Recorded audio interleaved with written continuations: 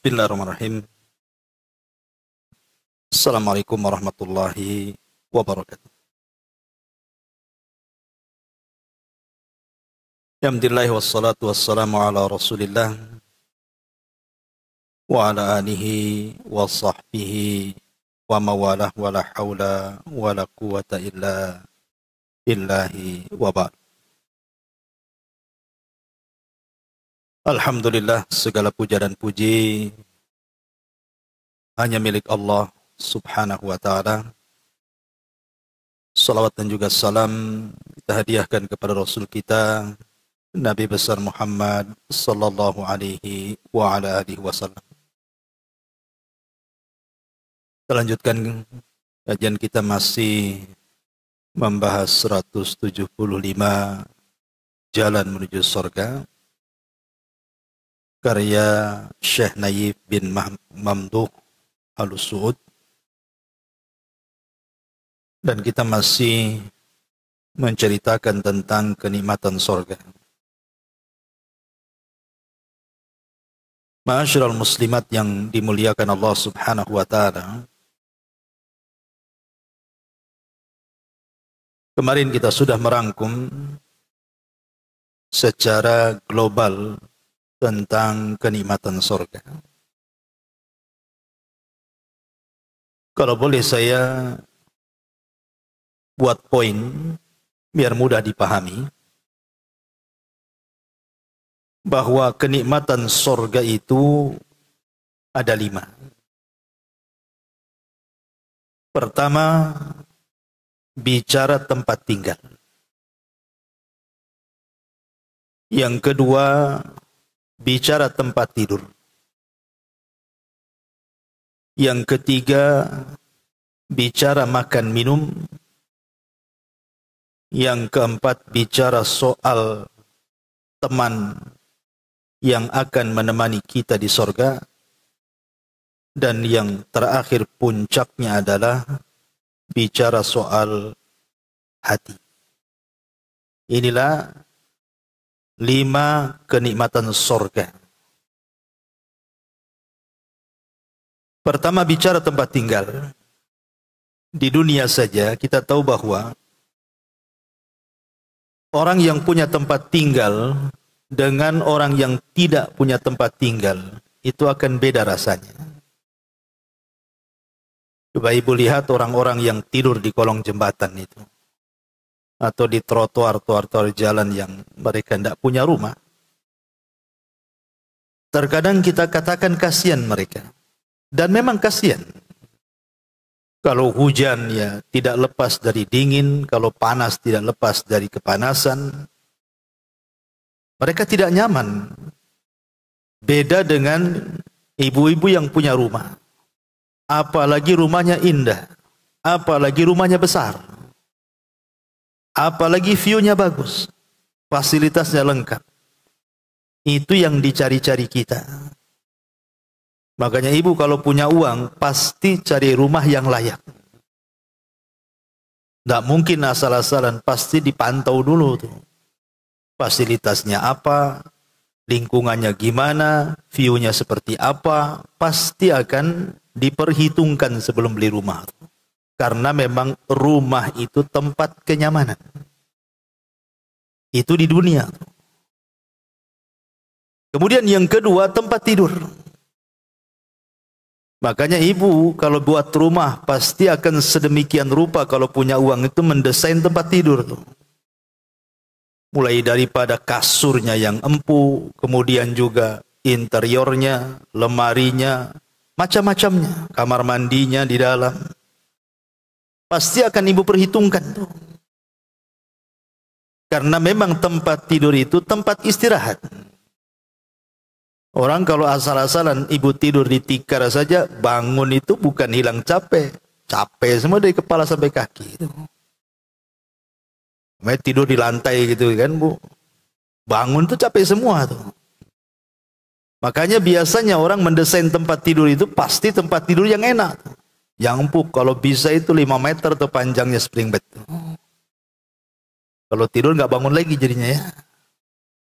Artinya bahwa tempat tidur itu menjadi perhitungan di dunia itu. Karena itu kenyamanan.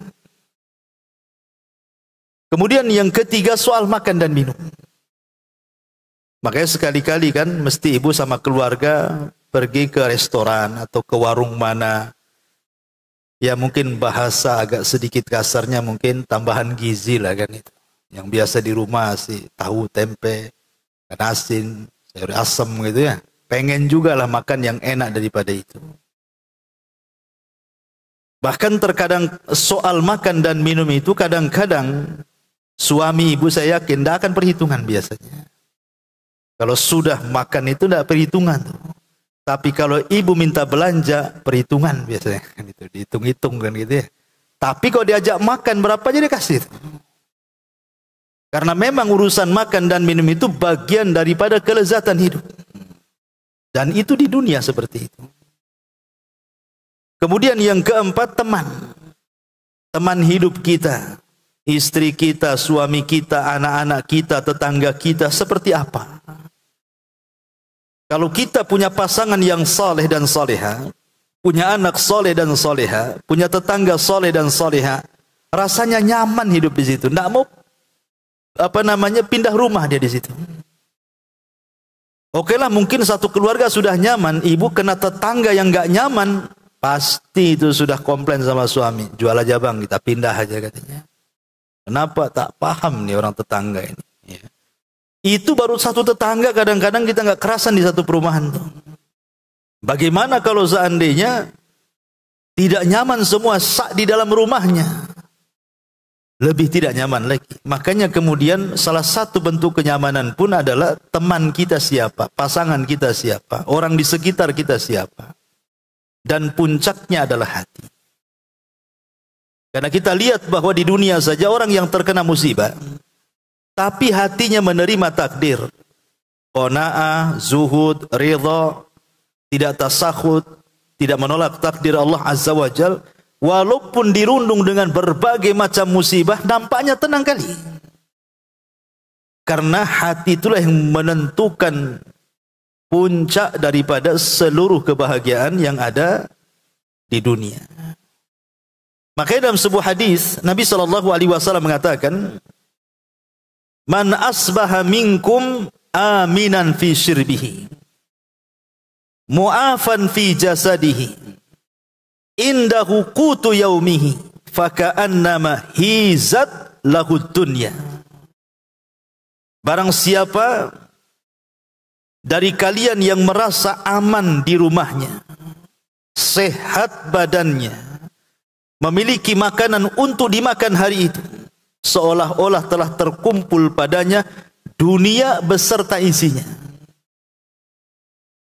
Kata para ulama, maksud hadis ini, kalau ibu disehatkan badannya, tidak ada penyakit. Karena biasanya orang yang punya penyakit itu tidak nyaman hidupnya. Lihat, banyak orang sakit itu sampai putus asa. Mungkin karena kelamaan dia sakit, terbaring di kursi roda, kemudian sedikit demi sedikit yang menjaganya juga sudah tidak ada kecuali orang yang mencintainya saja. Kadang-kadang orang sakit itu ingin mati lebih cepat dibandingkan hidup. Mati aja lah saya katanya. Kasihan orang-orang yang merawat saya. Karena putus asa. Bahkan jangan itu, ibu pegel-pegel aja lah. Atau mungkin di rumah greges-greges gitu bahasanya, atau apa itu greges-greges, demam-demam gitu ya. Itu saja nggak nyaman gitu. Langsung cari obat-obat yang biasa dijual, tah bodrek, tah apa gitu. Yang penting cepat sembuh tuh.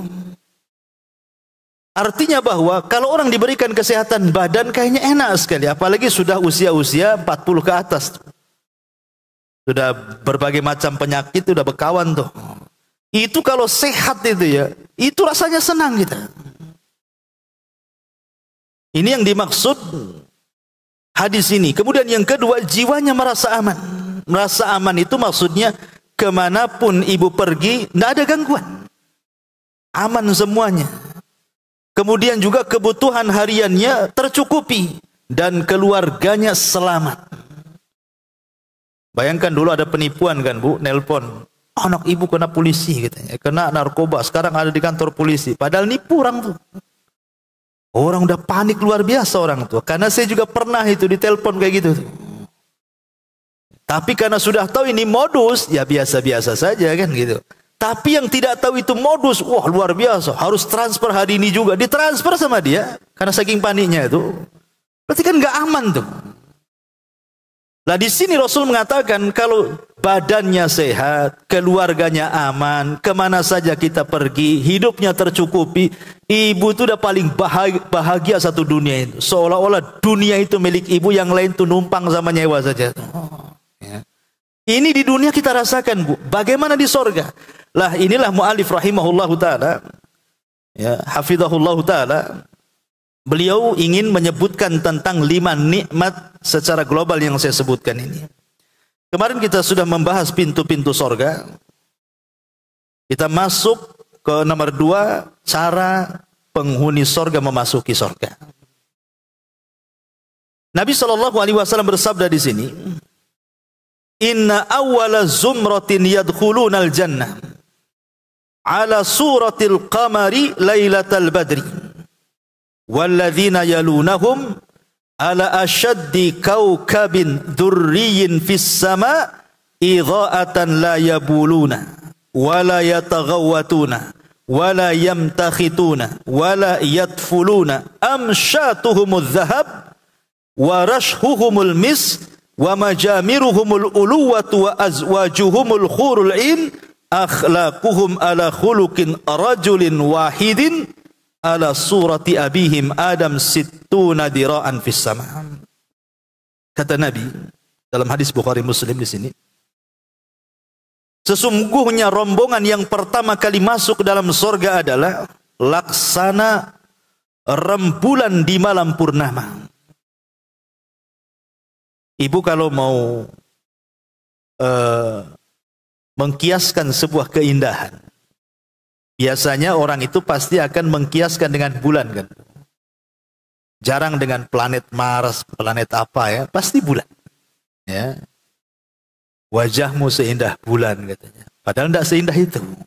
Tapi untuk mengkiaskan betapa indahnya orang itu, kadang berlebihannya itu selalu bulan yang dibawa-bawa. Makanya dahulu di zaman Khalifah Abu Ja'far Al-Mansur rahimahullahu ta'ala, ada suami istri, Bu, baru nikah. Yang namanya baru nikah, ibu pasti merasakan lah bagaimana seorang suami atau istri kan biasanya romantis sekali. Jadi sang suami ini karena sangat memuji kecantikan istrinya, duduk di padang pasir, Bu, sambil menatap bulan purnama. Kemudian ngocehlah suami ini bersyair tanpa sadar, saking senangnya kan menikmati pengantin baru, dan dia pun sangat cinta istrinya dan juga sangat menikmati kecantikannya. Tiba-tiba dia mengeluarkan kata-kata yang aneh. Dia mengatakan, illam takun kal qamari fa anti talik, katanya. Kalau wajahmu tidak seperti bulan yang ada di atas, kuceraikan kamu, katanya. Lah, ini bercanda, Bu, sebenarnya. Maksudnya itu karena ingin memuji kecantikan istrinya, bercanda, tapi kan kebablasan bercandanya nih kan. Kalau wajahmu tidak seperti bulan, kuceraikan kamu, katanya. Akhirnya, karena ini anak pejabat, berkumpullah melapor kepada sang Khalifah Abu Ja'far Al-Mansur ini. Macam mana hukum orang yang mengucapkan jika wajahmu tidak seperti bulan purnama maka aku keceraikan, jatuh tidak talaknya? Itu pertanyaan. Kumpul itu semua ulama tuh dari semua mazhab, karena yang mengumpulkan khalifah masalahnya. Mulailah khalifah bertanya kepada ulama mazhab Syafi'i. Kata ulama mazhab Syafi'i, jatuh talaknya. Kemudian bertanya kepada ulama mazhab Maliki. Kata ulama mazhab Maliki, jatuh talaknya. Kemudian bertanya kepada ulama mazhab Hambali. Kata ulama mazhab Hambali, jatuh talaknya. Artinya 3 mazhab sepakat jatuh talaknya, kecuali mazhab Hanafi. Kata ulama mazhab Hanafi, bagi kami belum jatuh talaknya. Kemudian sang khalifah mengatakan, apa alasanmu? Ini 3 mazhab mengatakan jatuh talak loh. Kok kamu sendiri yang mengatakan tidak jatuh talak? Kamu menyelisihi orang banyak nih. Kata ulama mazhab Hanafi ini mengatakan, pengikut mazhab Abu Hanifah, karena Allah Subhanahu wa taala berfirman, laqad khalaqnal insana fi ahsani taqwim. Sungguh telah kami ciptakan manusia itu dalam bentuk sebaik-baik bentuk, bahkan lebih indah dibandingkan bulan. Seolah-olah dia ingin mengatakan, kata-kata kalau wajahmu tidak seindah bulan, ini tidak benar. Karena yang benar adalah wajah dia lebih indah dibandingkan bulan. Karena Allah yang mengatakan, kami ciptakan manusia itu sebaik-baik bentuk dan lebih indah dibandingkan bulan. Berarti ucapan ini tidak menunjukkan jatuh talak. Kata Khalifah, aku setuju dengan kata-katamu, katanya. Aku suka dengan kata-katamu. Nah, ini tidak jatuh talak. Ya. Tapi lihat bagaimana di sini orang ini ingin menggambarkan kecantikan istrinya, tapi salah ngomong. Kalau wajahmu tidak seperti bulan, maka jatuhlah ceraiku kepadamu. Maknanya bahwa bulan itu selalu dilibatkan dalam keindahan. Makanya orang-orang yang masuk ke dalam sorga wajahnya seperti bulan, saking indahnya. Ya, ini kelompok pertama, Bu ya. Kemudian kelompok yang kedua, rombongan yang masuk setelahnya, mereka adalah laksana bintang-bintang yang sangat terang di langit. Sebagaimana bulan adalah cermin sebuah keindahan, bintang juga sama kan, Bu? Makanya kenapa di antara fungsi bintang itu yang Allah ciptakan, satu untuk menghiasi langit. Kita lihat, Bu, sekarang kan banyak putkot-putkot tuh, Bu ya, tempat makan itu kan dikasih lampu tuh ke sana kemari itu. Ya. Kasih lampu sana, lampu sini, lampu disco macam-macam. Yang tadinya ya nampak kering, nggak ada masalah, kok jadi indah gara-gara lampu tuh. Dari mana manusia itu punya ide seperti itu? Tidak lain dan bukan karena melihat langit. Ya. Kalau langit bisa indah dengan lampu-lampu, makalah di teori ini kemudian diadopsi manusia. Dibuatlah lampu-lampu macam-macam kayak langit itu. Karena fungsi bintang di langit itu untuk menghiasi langit. Kalau langit tanpa bintang serembu. Tapi kalau langit sudah ada bintang, itulah keindahannya. Lah makanya juga bintang itu dijadikan simbol keindahan. Lah orang-orang yang berikutnya wajah mereka seperti bintang yang sangat bersinar. Ma'asyiral muslimat yang dimuliakan Allah Azza wa Jalla. Kapan manusia berubah bentuk? Karena nanti di ujung hadis di sini,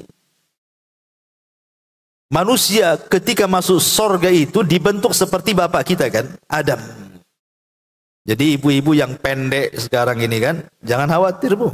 Kalau masuk surga tinggi nanti. Ya. Dan yang ketinggian pun tinggi lagi nanti. Ya.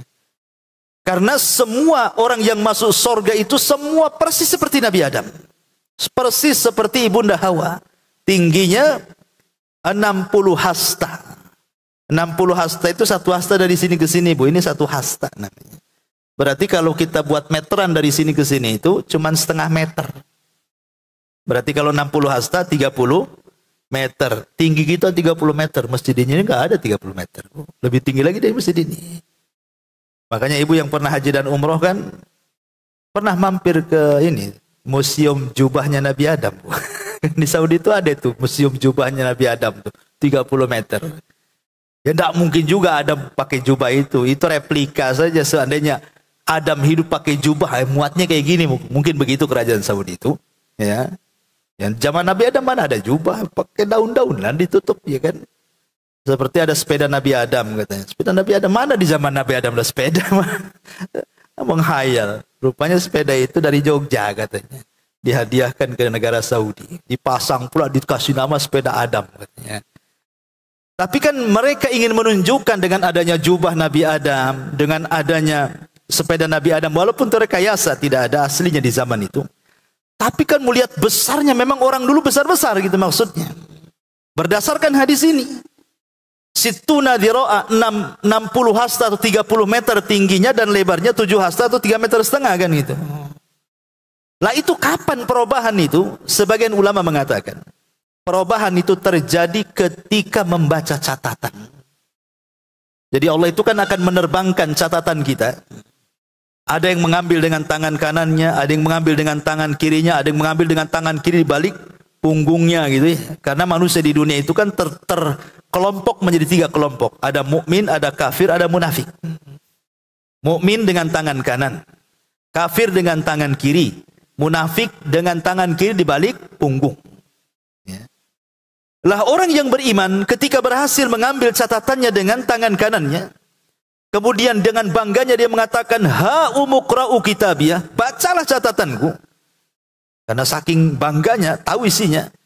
Para ulama mengatakan, apabila dia membaca catatannya, dan lewat kepada catatan kebaikannya, nomor 1 dia pernah bersedekah, nomor 2 dia pernah infak, nomor 3 dia pernah haji, pokoknya dibaca tuh. Setiap dia membaca catatan kebaikannya itu, maka wajahnya akan bersinar. Wajahnya akan bersinar. Kemudian badannya akan mengembang sampai setinggi Adam. Dan wajahnya seterang bulan. Tapi apabila dia membaca catatan keburukannya, nah, tidak mungkin Bu, sebaik apapun di dunia pasti berbuat buruk. Nggak mungkin orang itu bersih 100%. Karena rata-rata orang yang masuk surga itu kebaikannya lebih berat dibandingkan keburukannya. Bukan berarti baik semua, ada buruknya tapi tidak berat. Otomatis ketika membaca catatan kan tidak semua baik itu. Cuman baiknya lebih banyak dibandingkan buruknya. Lah ketika dia membaca yang buruk itu, Allah hitamkan wajahnya. Tapi Allah tutupi dari manusia. Sehingga ketika dia membaca di hadapan manusia ramai itu, pas kebetulan catatan yang buruk dia baca, langsung hitam lagi. Tetapi Allah tutupi. Sehingga orang-orang tidak melihatnya.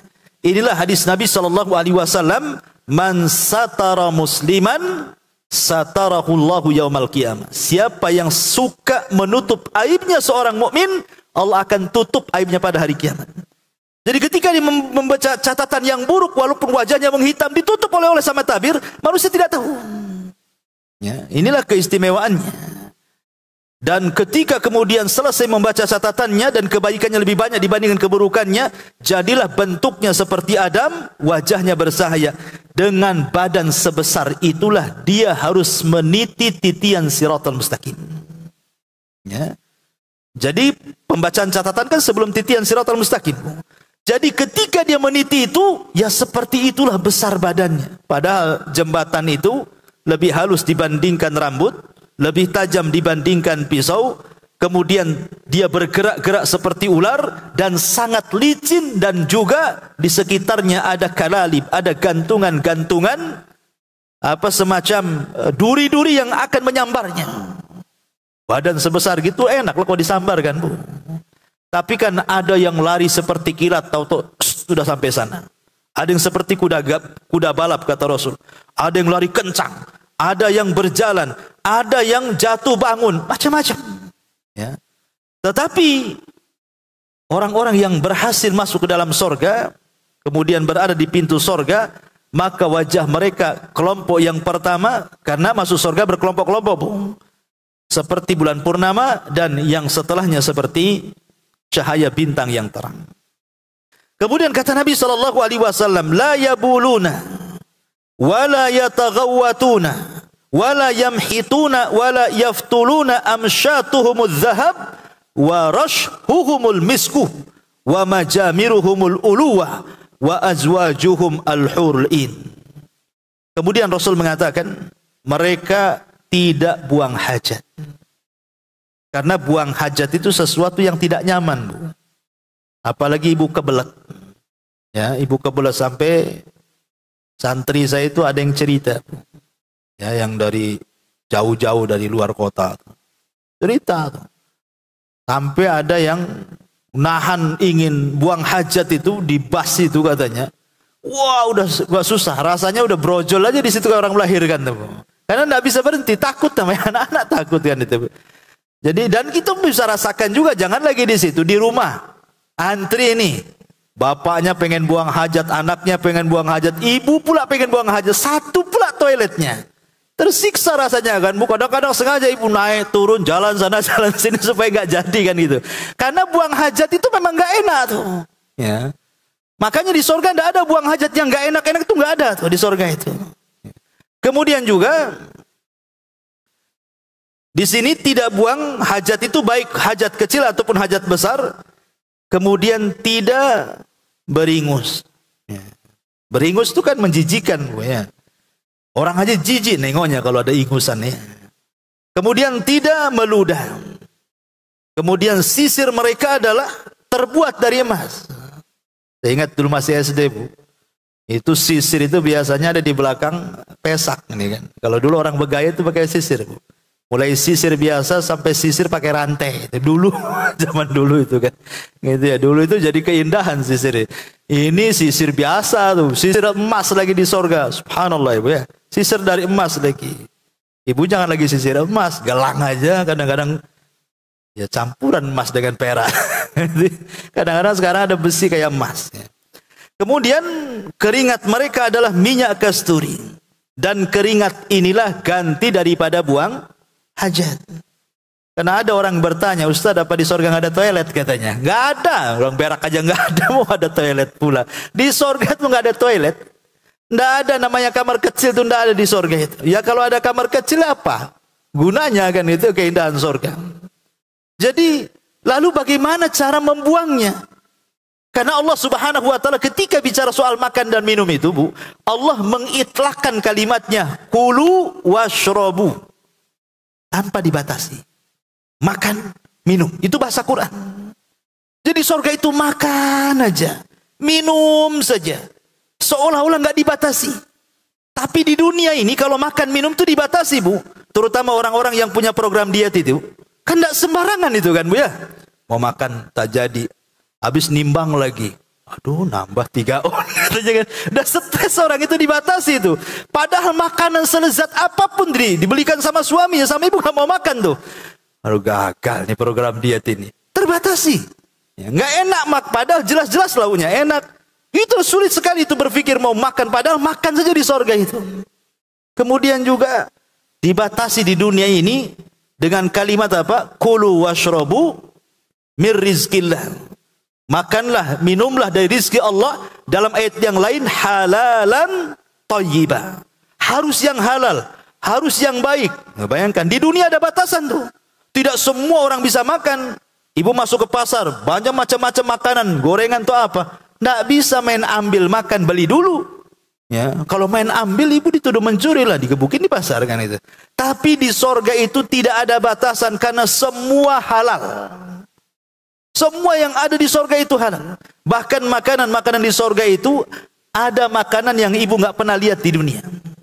Ada minuman yang ibu tidak pernah dengar di dunia. Karena sorga itu mala ainun ra'at, wala udhunun sami'at, wala khatara ala qalbi bashar. Tidak pernah dilihat mata, tidak pernah terdengar telinga, terlintas pun tidak ada. Saking indahnya. Ya. Jadi cara buang hajatnya dengan cara berkeringat. Itulah keringatnya buang hajat itu. Dan keringatnya bau misi. Kalau kita buang hajat kan tergantung baunya. Ibu makan apa? Kalau makan pete, bau pete kan ya. Bukan jengkol, bau jengkol. Kadang-kadang nggak hilang-hilang baunya kan. Kalau nggak disiram itu. Di dunia ini memang kalau urusan buang hajat itu menjijikan. Tapi di sorga buang hajatnya dengan cara mengeluarkan minyak misik. Kemudian kata Nabi SAW, tempat buhurnya mereka adalah batang kayu gaharu India. Istri-istri mereka adalah para bidadari dan bentuk tubuh mereka adalah sama seperti bentuk tubuh ayah mereka Adam, yaitu 60 hasta tingginya. Ini nomor 2. Masuk ke nomor 3. Penghuni sorga yang paling rendah. Nabi SAW mengatakan, Sa'ala Musa rabbahu ma'adna ahlil jannati manzilatan. Nabi Musa berkata kepada Allah, ingat bahwa di antara seluruh para nabi, Bu, dari 25 nabi dan rasul yang tercantum dalam Al-Quran itu, yang 18 namanya tercantum dalam surah Al-An'am. Jadi dalam surah Al-An'am itu tercantum 18 nama nabi-nabi. Kemudian di surat-surat yang lain sebagai penggenapnya sehingga 25 nabi dan rasul. Jadi nama-nama nabi yang paling banyak tercantum dalam surah Al-An'am, hampir 18. Lebihnya di surat-surat yang lain. Sampai 25 nabi dan rasul.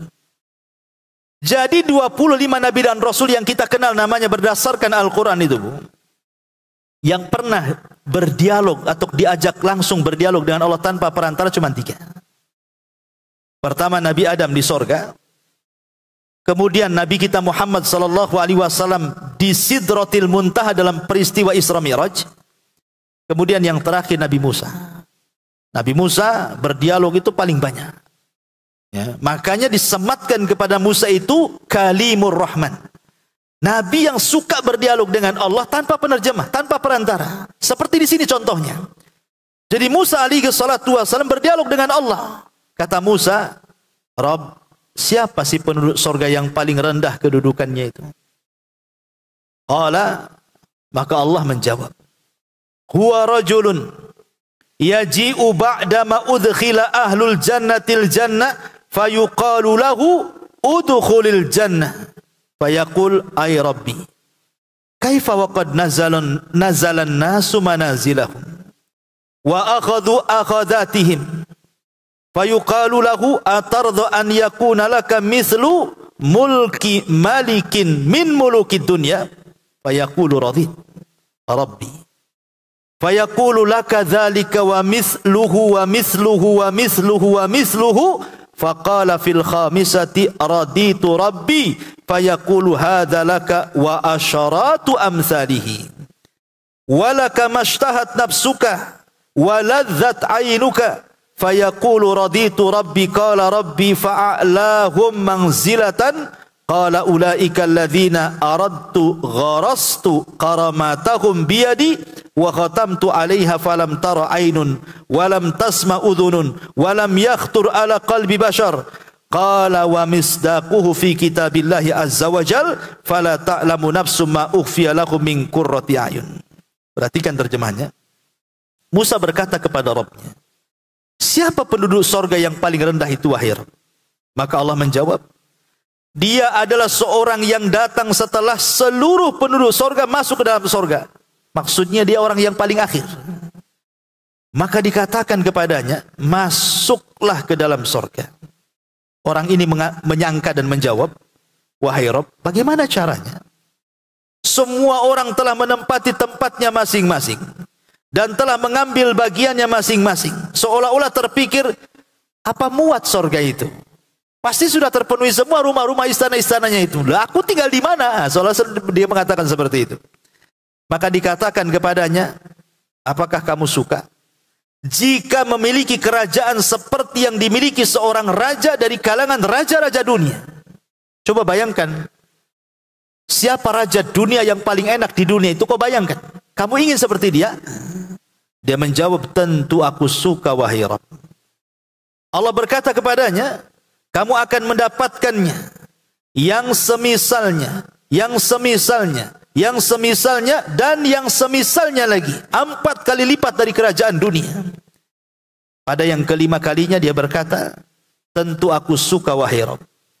Lalu Allah berkata, ini semua adalah untukmu dan 10 kali lipat dari hayalanmu. Bagimu pula segala apa yang diinginkan oleh jiwamu dan yang menyenangkan pandangan matamu. Maka dia berkata, tentu aku suka wahai Rabb. Maka Musa pun mengatakan lagi, wahai Rabb, siapa penduduk surga yang paling tinggi kedudukannya? Ini tadi yang paling rendah tuh. Sekarang siapa yang paling tinggi? Maka Allah menjawab, mereka adalah orang-orang yang aku cintai. Aku menanam kemuliaan surga mereka dengan tanganku sendiri dan aku pula yang menjaganya. Surga itu tidak pernah dilihat mata, tidak pernah didengar telinga, dan tidak pernah terlintas dalam hati manusia. Rasul bersabda, pembuktiannya ada dalam Al-Quran. Tidak seorang pun mengetahui berbagai macam nikmat yang nanti Allah kasih yang indah dan dipandang mata. Baik, begini Bu. Ini satu riwayat sebenarnya. Ya. Ada riwayat yang lain yang melengkapi riwayat ini. Ceritanya begini. Jadi orang yang terakhir keluar dari neraka itu sudah jadi abu. Sudah jadi abu. Karena dibakar habis-habisan di neraka jadi abu. Tetapi orang ini mendapatkan rahmat dari Allah, bukan syafaat. Karena syafaat sudah nggak ada. Mendapatkan rahmat kasih sayang Allah. Diambillah abu-abu itu, kemudian dilempar ke sungai kehidupan. maka sungai itu menumbuhkan manusia ini kembali semula. Setelah kemudian disembuhkan, diciptakan kembali, kan dia masih dekat dengan neraka, otomatis masih panas. Ya. Dia menghindar, lari dari neraka. Kemudian setelah menjauh dari neraka, dari kejauhan ada pohon. Bayangkan di neraka dia nggak pernah melihat pohon kecuali zakum. Dan dia merasa panas, tersiksa luar biasa. Sekarang dia sudah bebas-bebasnya. Tiba-tiba melihat pohon, banyak pula buahnya dari kejauhan. Di situ pula ada mata air. Jadi akhirnya kemudian dia berteriak-teriak, "Ya Rabb, dekatkan aku ke pohon itu, dekatkan aku ke pohon itu," katanya. Tapi Allah tidak mau mendekatkan kecuali dengan satu perjanjian. Boleh ku dekatkan kamu ke pohon itu, tapi kau janji kau tidak akan minta yang lainnya. Kata dia, "Janji ya Rabb, asal kau dekatkan aku ke pohon itu, berarti kau jauhkan aku dari neraka." Dengan senangnya Allah mendekatkan ke pohon itu. Makanlah dia, itulah makan pertama tuh. Makan buah yang sangat lezat, sangat luar biasa, minum minuman yang enggak ada di neraka. Karena bayangan penduduk neraka itu, Ibu, berdasarkan ayat Al-Quran, apa permintaan mereka ke penduduk surga? "Afidu alaina minal ma' au mimma razaqakumullah," kan itu. Wahai penduduk surga, berikan untuk kami setetes air yang kau minum ataupun makanan yang kau makan. Tapi penduduk surga mengatakan, "Innallaha harramahu ma'al kafirin." Oh tidak, Allah haramkan keduanya bagi orang kafir. Jadi ketika yang mereka inginkan di neraka itu, buah-buahan dan minuman, tiba-tiba ada. Ya gimana enggak senang, Bu? Senanglah dia. Akhirnya Allah subhanahu wa ta'ala perlihatkan lagi dari kejauhan ada pohon lebih besar lagi, buahnya lebih banyak lagi, mata airnya lebih jernih lagi. Mulai dah dia berpikir nih, kayaknya di pohon itu lebih enak daripada dengan di sini. Padahal dia janji kan tidak akan minta yang lainnya. Itulah manusia, kadang-kadang janji diingkari itu. Akhirnya dia mengatakan, "Ya Rabb, saya pengen pohon yang itulah," katanya. Lah tadi sudah ngomong, kamu tidak akan minta yang lainnya. "Iya, kali ini saja," katanya. Itulah manusia gitu ya. Ya, kan kamu gimana kemarin ngomongnya? "Iya, kali ini saja bolehlah," katanya. Itulah manusia, Bu ya. Akhirnya dekatkan ke pohon yang paling besar. Makan di situ, minum di situ. Allah perlihatkan pohon ketiga lebih besar lagi. Coba bayangkan. Akhirnya terpikir, enak juga yang di pohon sana itu, katanya. Dia mengatakan, "Ya Rabb, dekatkan saya ke situ." Lah, kau udah janji 2 kali. "Iya Rob, ini yang kedua kalinya. Saya nggak mungkin minta lagi," katanya. Akhirnya betul didekatkan ke yang ketiga. Rupanya dari pohon yang ketiga itu setelahnya adalah pintu surga. Jadi setelah dari pohon besar, nampaklah pintu surga di situ. Maka dia mengatakan, "Ya Rob, masukkan aku ke surga, masukkan aku ke surga." Kata Allah mengatakan, "Kau sudah 3 kali ngomong, kau tidak akan minta yang lainnya. Tepati janjimu." Tapi terus hamba ini mengatakan, "Masukkan aku ke surga, masukkan aku ke surga." Akhirnya didekatkanlah dia ke pintu surga. Masalahnya pintu surga sudah tertutup. Dari situ dia ngira penduduk surga sudah penuh penduduknya. Kemudian kata Allah, "Mau ke masuk surga?"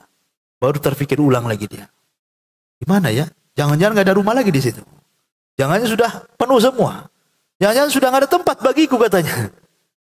Tapi dia terus memandang dari celah-celah surga itu, kepengen masuk surga.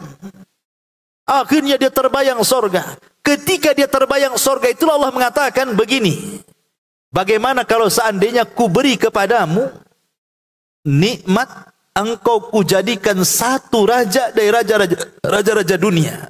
Coba bayangkan, raja di dunia siapa? Mungkin bahasa kita presiden di dunia ini siapa? Yang paling berkuasa, yang paling enak hidupnya. Coba bayangkan, mau nggak kau seperti dia? Oh, dia mengatakan, "Maulah," kan itu. Bagaimana kalau ku tambah 2 kali lipat kerajaan? Bagaimana kalau ku tambah 3 kali lipat, 4 kali lipat? "Mau ya Allah, mau," katanya. "Bagaimana kau 5? Ya mau ya Rabb." Sampai akhirnya mengatakan, "Sudah begini saja. Aku beri engkau 10 kali lipat hayalanmu." Dibukanya pintu surga. Masuk dia ke dalam surga, Bu. Seolah-olah dia pula orang yang pertama kali masuk dan yang lain belum masuk surga. Padahal dia yang terakhir itu. Bayangkan. Seolah-olah dia yang pertama. Kenapa? Karena jangan lagi orang masuk surga. Dicelupkan saja di surga itu sudah melupakan keperitan semuanya. Belum di sorga, dicelupkan saja. Kan ada hadis yang mengatakan, didatangkan satu orang di hadapan Allah. Orang ini orang paling belangsak di dunia itu. Orang paling susah, mulai brojo sampai mati, tidak pernah senang hidupnya. Tidak pernah senang. Tapi Allah takdirkan dia termasuk penduduk sorga. Dihadapkan orang ini kepada Allah. Tiba-tiba dicelupkan saja ke sorga. Allah katakan, hal marra bika min adzabin qat. Masih terasa keperitan hidup di dunia setelah kucelupkan kau ke sorga. Apa kata dia? Demi Allah, hilang semua keperitan saya di dunia. Hanya dicelupkan saja tuh. Sudah nggak kebayang keperitan dulu. Kalau kita kan, sekarang ibu dulu susah, sekarang jadi kaya. Masihlah terbayang-bayangkan dulu itu. Susahnya gimana. Ibu sekarang sudah kaya. Kau jangan pandang aku sekarang sudah kaya. Kau nggak tahu susah saya dulu. Nah, masih teringat susah-susah kita itu. Masih kebayang. Di sorga tidak. Kalau ibu sudah dicelupkan di sorga, semua kesulitan nggak akan terbayang lagi. Yang ada hanya kelezatan saja. Karena biasanya mengingat yang lampau itu, walaupun sekarang ibu sudah senang, itu satu kesedihan. Ya. Salah satu bentuk kesedihan itu, ibu masih diingatkan ke perkara lampau. Ya, masih dulu gimana kenangan-kenangan dulu kan gitu, sedih lagi akhirnya. Kadang-kadang enak juga ya waktu susah. Nah, sekarang sudah senang ngomong enak juga senang. Gimana orang ini kadang-kadang pusing tuh. Ya. Sudah senang kalau ngomong sama orang senang enak juga. Kita ini waktu senang ketemu orang susah, enak juga seorang susah ya. Itulah manusia. Ya. Tapi orang kalau dicelupkan sekali di sorga, kata Rasul, hilang semua keperitannya. Makanya wajar kalau orang ini masuk sorga seolah-olah dia orang yang pertama kali masuk sorga. Padahal yang terakhir. Itulah. Kalau yang terakhir saja kenikmatannya 10 kali lipat dari hayalan kita, macam mana yang paling tinggi? Makanya di sini Allah mengatakan, fala ta'lamu nafsun ma ukhfiya lakum min qurrati ayun. Tidak seorang pun mengetahui berbagai macam nikmat yang dinanti kelak yang sangat indah dan sangat indah dipandang mata. Ma'asyiral muslimat yang dimuliakan Allah Subhanahu wa taala. Ini ibu baca sendiri ya. Nomor 3. Kita masuk ke nomor 4. Tingkatan-tingkatan penduduk surga.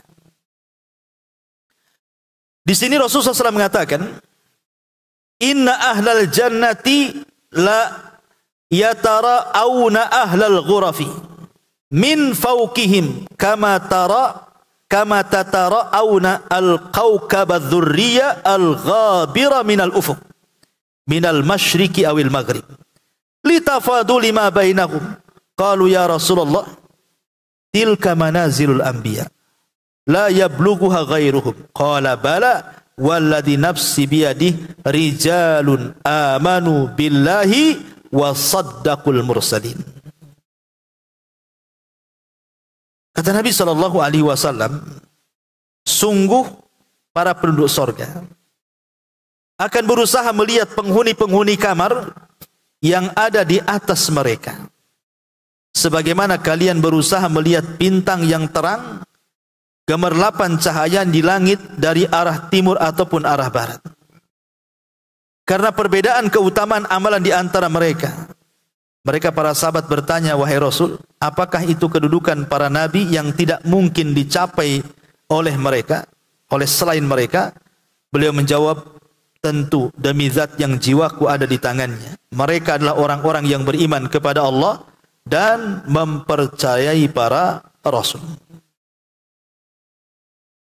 Ma'asyiral muslimat yang dimuliakan Allah Azza wa Jalla, ini keadilannya. Keadilan bahwa sebagaimana di dunia juga amalan itu kan bertingkat-tingkat kan Bu. Maka di sorga juga sama, sorga itu bertingkat-tingkat. Kemarin sudah saya singgung, berapa tingkatan di sorga itu Bu? Sejumlah ayat dalam Al-Quran. 6.400 atau 500 kurang lebih. Ayat dalam Quran itu.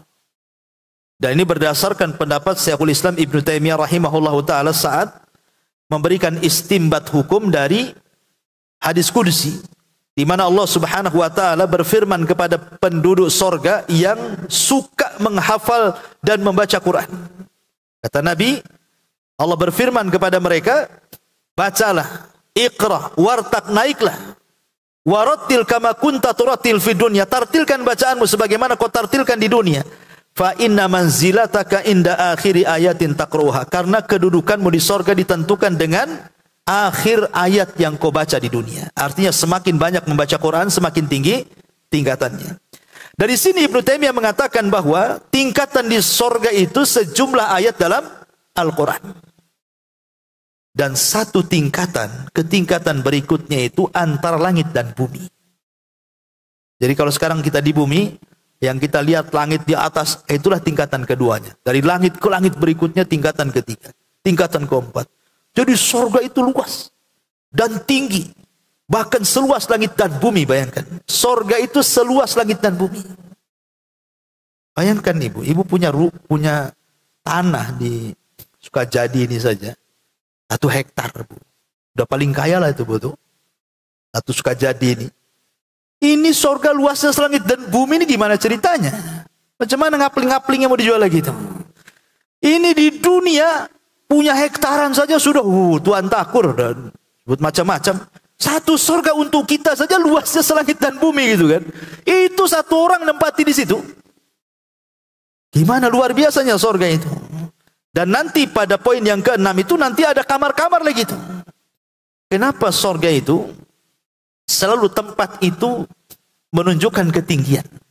Semakin tinggi semakin indah, semakin tinggi semakin indah. Beda dengan neraka kan, Bu, semakin bawah semakin mengerikan, semakin bawah semakin mengerikan. Dan yang paling bawah itu sangat mengerikan bagi orang-orang munafik. Karena biasanya fitrahnya manusia itu mau melihat pemandangan. Makanya lihat villa-villa yang berada di gunung-gunung di bukit-bukit itu, Bu. Itu harga bangunannya sebenarnya tidak mahal. Mungkin seharga rumah biasa habis 300-400 juta. Tapi kenapa sampai miliaran itu harganya? Rumahnya kecil. Tapi di lereng bukit. Yang mahal itu bukan rumahnya, Bu. Yang mahal itu view-nya. Karena view-nya pemandangannya luar biasa. Jadi mahal. Harga rumah yang 300 juta bisa MM-an tuh. Kadang-kadang view itu, pemandangan itu menentukan harga, bahkan lebih tinggi lagi harganya dibandingkan harga rumahnya tuh. Kemudian juga, kenapa manusia itu ingin meningkat 2? Sedikitlah biasanya orang tua yang nggak mau tinggal di tingkat 2 itu kan ya. Nggak usah tingkat-tingkat lah, capek. Iya, sekarang ibu ngomong gitu udah tua. Waktu muda kalau bisa di apartemen kan. Ya. Kenapa? Karena berpikir lebih tinggi itu lebih plong, pandangannya kemana-mana kan gitu ya. Lah Allah itu tahu kesenangan manusia. Makanya Allah buat tingkatan-tingkatan tuh. Ya. Makin tinggi makin indah, makin tinggi makin indah, makin tinggi makin indah kan itu. Itulah bagaimana Allah tahu dengan kesenangan kita. Ya. Makanya di sini di sorga itu ada tingkatan-tingkatan. Ini yang nomor 4. Yang nomor 5, sifat bangunan sorga, debunya dan bebatuannya. Diriwayatkan dari Abu Hurairah radhiyallahu anhu, dia berkata, kami pernah bertanya, wahai Rasul, beritakanlah kepada kami tentang sorga. Bagaimana bangunannya? Beliau menjawab, labinatu dhahabin, wa labinatu fiddatin, wa milatuha al-misku, al-adfaru, wa hasba'uha al-lu'lu'u, wal yakutu wa turbatuha az-za'faranu, man yadkhuluha yan'amu, wa la yab'asu, wa yakhludu, wa la yamutu, wa la tabla thiyabuhu, wa la yafna shababuhu. Kata Nabi SAW, bangunannya adalah bata batu dari emas dan perak. Subhanallah kan, bisa kebayang Bu. Bata batunya saja bukan pakai batako. Dunia kan batako ya, karena ada batako hitam, ada batako bolong, macam-macam batako sekarang ya, dari rumput, dari pasir gitu ya. Ini bata batunya emas batangan, bayangkan. Emas batangan jadi bata batunya. Kemudian sebagiannya perak. Lantainya adalah minyak kasturi, artinya harum aja. Ibu nggak usah ngepel lagi, sudah ada yang ngepel di sana itu. Udah ada dayang-dayang, Bu. Ibu duduk aja tenang-tenang. Udah ada bersih semua, ada dayang-dayang, udah bersih semuanya. Ada kotoran langsung hilang. Ya. Kemudian juga bebatuannya adalah mutiara. Kan kerikilnya untuk ngecor itu pakai mutiara, Bu. Kemudian bukan hanya mutiara, dan juga permata. Berapa harga permata di dunia itu jadi batu-batu cor-coran pula di surga itu. Kemudian debunya adalah ja'faran. Debunya artinya kalau seandainya ada angin yang masuk ke rumah, kan biasanya kalau kita membuka kaca kan ada debu-debu kecil tuh kan. Itu semua harum dari luar. Jadi udara luar saja sudah wangi masuk ke dalam, ruangan itu sendiri sudah wangi. Enaknya, Bu. Kadang-kadang ibu kan tersiksa nih, Bu. Kalau punya rumah, sampingnya pula parit. Parit pembuangan kotoran kiri kanan dari ujung ke ujung tuh. Kalau bisa jangan ada pintu lewat dapur. Jendela pun di pintu mati tuh, ya kan. Jangan sampai ada celah tuh. Ventilasinya ditutup total gitu. Jangan ada sampai hawa masuk ke dalam dapur. Karena nggak enak itu. Kalau ada bau-bau masuk saja nggak enak kita ini. Di sorga itu hawa dari luar wangi, hawa dari dalam wangi, kita juga wangi. Subhanallah. Ya, maka di sorga itu penuh dengan wewangian. Kemudian kata Nabi SAW, siapa yang memasuki sorga, satu, dia akan selalu hidup bahagia dan tidak akan mengalami kesengsaraan. Tidak ada di sorga itu menangis. Tidak ada di sorga mengeluh. Tidak ada di sorga melamun. Tidak ada di sorga itu terdiam, temenung, stres, tidak ada. Betul-betul riang gembira. Kalau di dunia ini, barusan kemarin tertawa 1 minggu pula menangis. Itu di dunia tuh. Ya. Tapi di sorga tidak ada itu. Kemudian akan dikekalkan dan tidak akan mati. Kemudian pakainya tidak akan pernah hancur. Tidak akan pernah hancur, tidak akan pernah luntur, tidak akan pernah layu, tidak akan pernah apa lagi. Di dunia saja kan, Bu. Mungkin ibu punya baju berapa tahun kemarin saja sudah malas mau pakai itu. Karena apa? Sudah mungkin size-nya mungkin sudah masalah gitu, Bu ya. Mungkin 5 tahun masih oke lah, beratnya 45 gitu ya. Nah, sekarang sudah 54 pula dibalik. Kan ini kan? Ya nggak kepake lah pakaian itu. Jadi usang jadinya kan. Nah, kemudian habis itu belum lagi kemudian model. Di dunia ini kadang-kadang model masalah. Ada model baru, model lama ditinggal. Jangankan cerita baju, cadar aja lah penutup itu. Ketika ada model baru itu, model lama dicampakkan tuh. Karena apa? Di dunia ini serba usang semuanya. Serba usang. Di sorga nggak ada usang-usangan itu. Karena memang pakaian indah, tidak akan pernah ada usangnya. Kemudian masa mudanya tidak akan sirna. Masa muda tidak akan sirna. Di dunia ini kadang-kadang ibu kehabisan ngaca aja. Nengok ada 1 nih uban. Ya. Nanti berkerut 1. Udah kepikiran tuh. Padahal kalau dia tahu uban itu akan jadi cahaya ke hari kiamat, ya itu hanya omongan saja. Itu untuk menghibur diri itu. Ya kata Ustadz, kalau banyak uban itu cahaya. Itu kata Ustadz. Tapi ketika nggak ada Ustadznya itu pusing dia nengok. Makin jelek, suami saya makin cinta tak? Itu hanya dalam hayalan kadang-kadang kan. Kalau ngomong sama orang benar ya benar dia ya. Kalau ngomong sama orang nggak benar, wah pikir tuh. Kadang-kadang sengaja buat semir itu yang agak kehitam-hitaman untuk kamuflase aja. Padahal hitam tuh. Dibilang nggak hitam ini. Ya. Jadi itulah di dunia kadang-kadang banyak macam bermasalah. Baik, ma'asyiral muslimat yang dimuliakan Allah Azza. Kemudian yang nomor 6, kamar-kamar surga. Baik. Nabi SAW mengatakan, inna fil jannati ghurafan yura zahiruha min batiniha wa batinuha min zahiriha. Qala Abu Malik al-Ash'ari, liman hiya ya Rasulullah? Qala liman atabal kalam wa at'amat ta'am wa bata qa'iman wan nasu niyam. Masyarul muslimat yang dimuliakan Allah Subhanahu wa taala. Di sini Rasul mengatakan, sesungguhnya di sorga itu ada kamar-kamar yang bagian luarnya dapat dilihat dari bagian dalamnya, dan bagian dalamnya dapat dilihat dari bagian luarnya. Ya semacam rumah kaca lah. Nah, sekarang kan banyak model-model rumah itu kan pakai rumah kaca. Bahkan ruko-ruko, bangunan-bangunan aja sekarang main kaca kan. Apalagi kita di barat kan nampak indah-indah gitu. Nah, di sorga juga lebih indah dibandingkan rumah kaca yang ada di bumi. Dan rumah kaca itu terletak di atas. Makanya di sini inna fil jannati ghurafan. Jadi di atas itu Allah sediakan 1 kamar. Kamar itu indah luar biasa. Yang dari dalam nampak ke luar, yang dari luar nampak ke dalam. Kenapa kamar itu diletakkan di atas, Bu? Sorga itu kan isinya hutan, taman, sungai, macam-macam kan. Jadi dari kamar itu mampu melihat keindahan view di bawahnya. Makanya ada bahasa di sini yura dhahiruha min batiniha wa batinuha min dhahiriha. Ini kiasan maknanya kiasan kalau orang yang masuk kamar itu dia mampu melihat keindahan pemandangan surga seindah-indahnya. Jadi kalau ingin melihat pemandangan surga, naik ke kamar kaca. Cemana naiknya? Terbanglah, Bu. Di sana nggak ada yang jalan kaki. Ya. Di sana terbang. Kadang-kadang maaf Bu ya, ibu diantar ke pasar sama suami. Ada tempat parkir dekat dengan pasar. Suami lupa, main nyelonong ya mobilnya. Agak jauh, ngomel-ngomel ibu. Ya, kenapa nggak dekat dengan situ? Kenapa? Gitu ibu. Itu ada loh di sana. Padahal suaminya lupa atau pura-pura lupa menjauh dari situ, saya tak tahu. Takut suaminya diajak masuk ke pasar, pusing tuh nanti kan. Makanya diparkirkan agak jauh. Ya.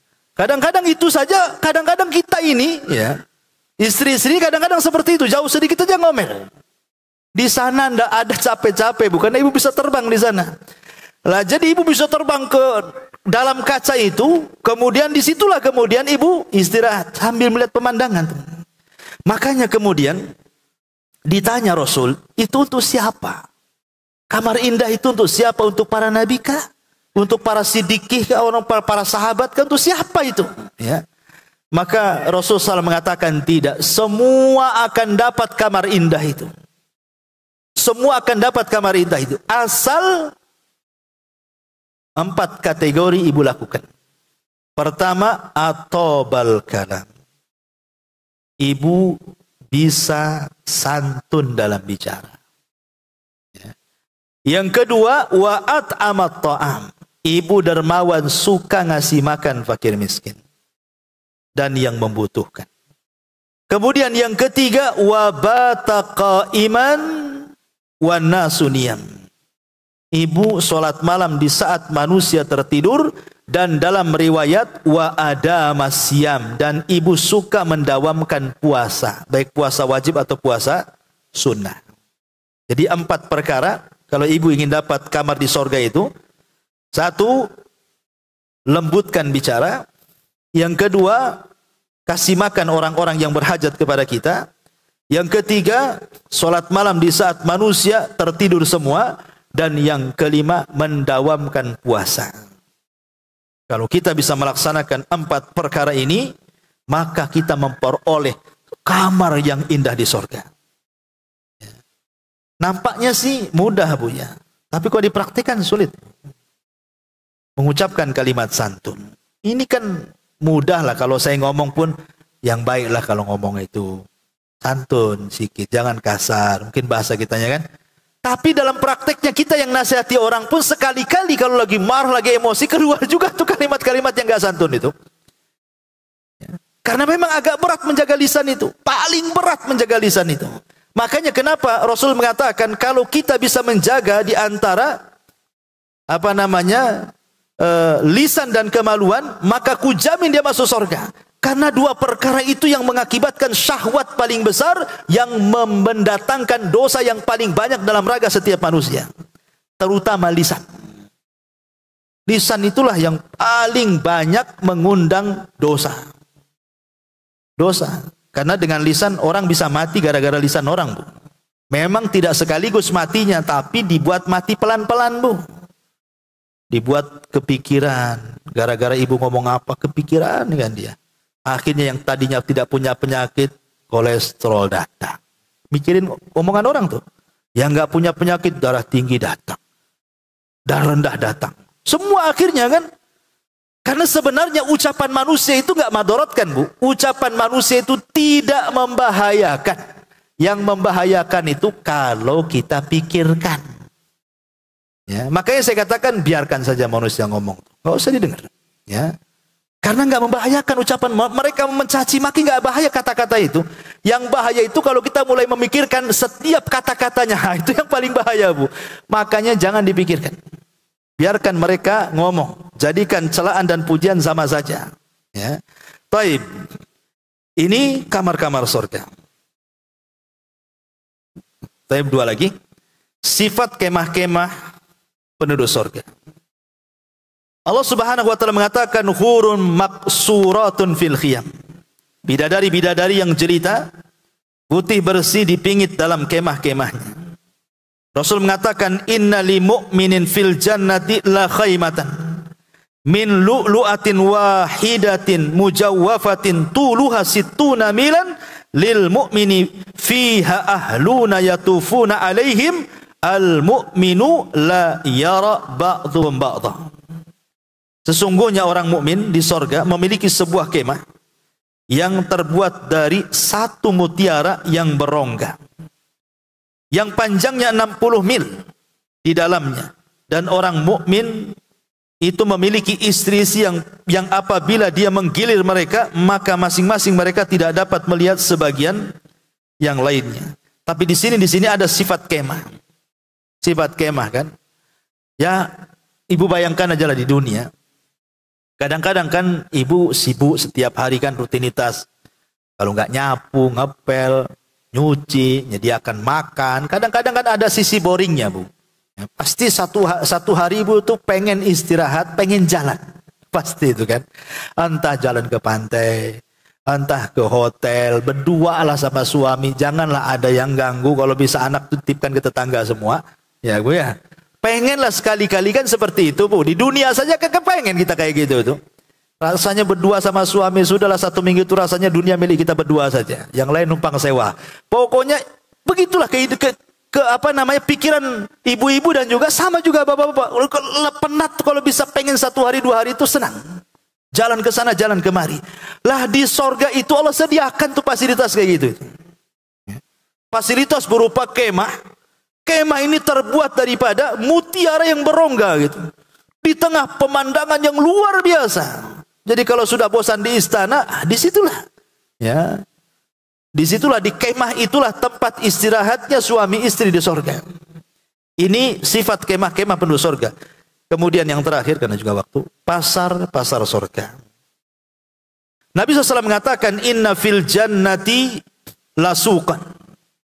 Ya'tunaha kulla jum'atin fatahubbu rihu syamali fatahthu fi wujuhihim wa thiyabihim fayazdaduna husnan wa jamala fayarji'una ila ahlihim wa qad izdadu husnan wa jamala fayaqulu lahum ahluhum wallahi laqad izdadtum ba'dana husnan wa jamala fayaquluna wa antum wallahi laqad izdadtum ba'dana husnan wa jamala.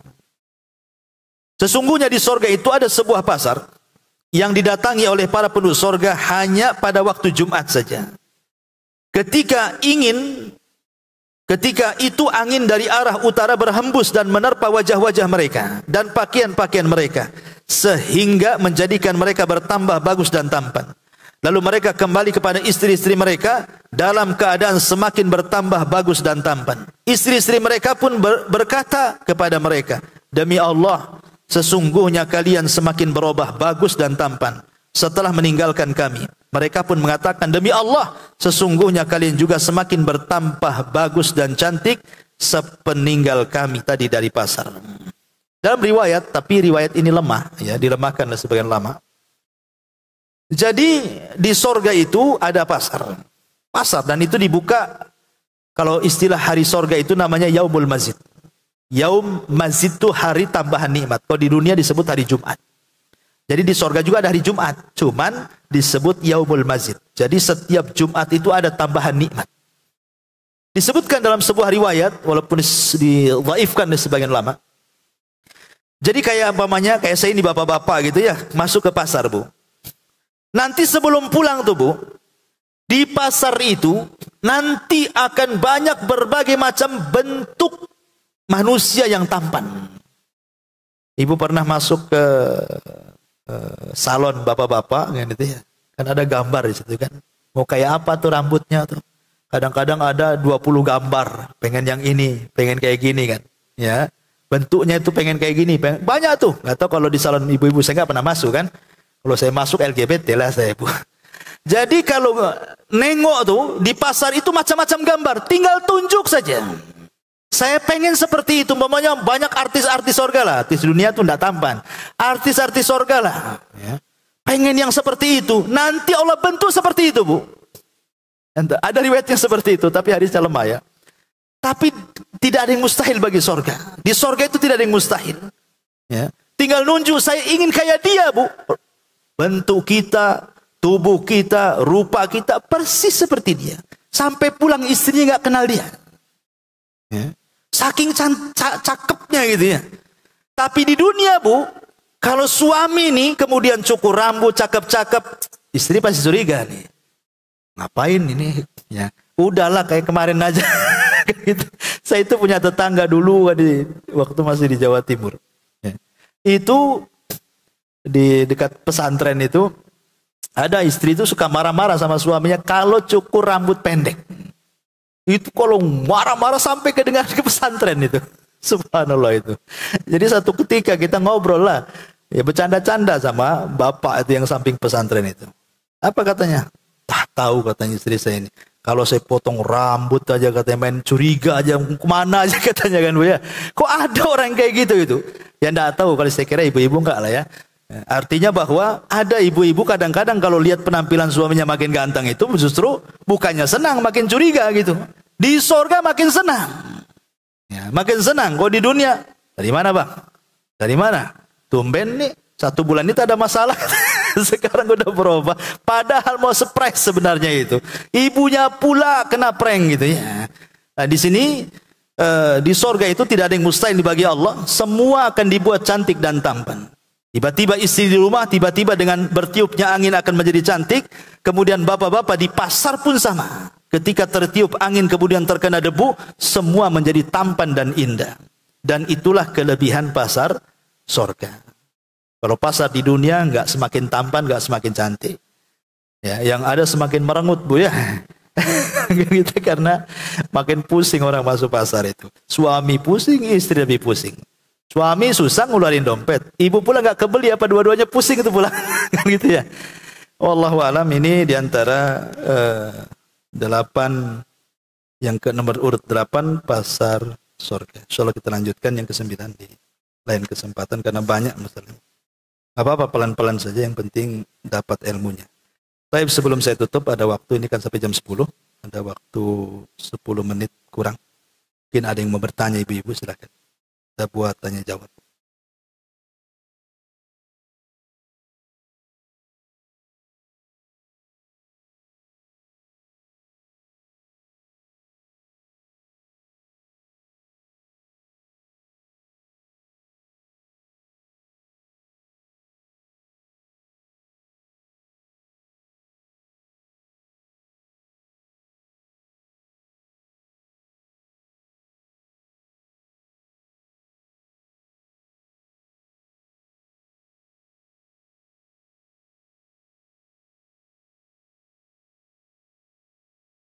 Baik, kalau nggak ada, alhamdulillah. Kita tutup dengan doa kafaratul majlis. Subhanakallahumma bihamdika asyhadu an la ilaha illa anta astaghfiruka wa atubu ilaik. Allahu ta'ala. Assalamualaikum warahmatullahi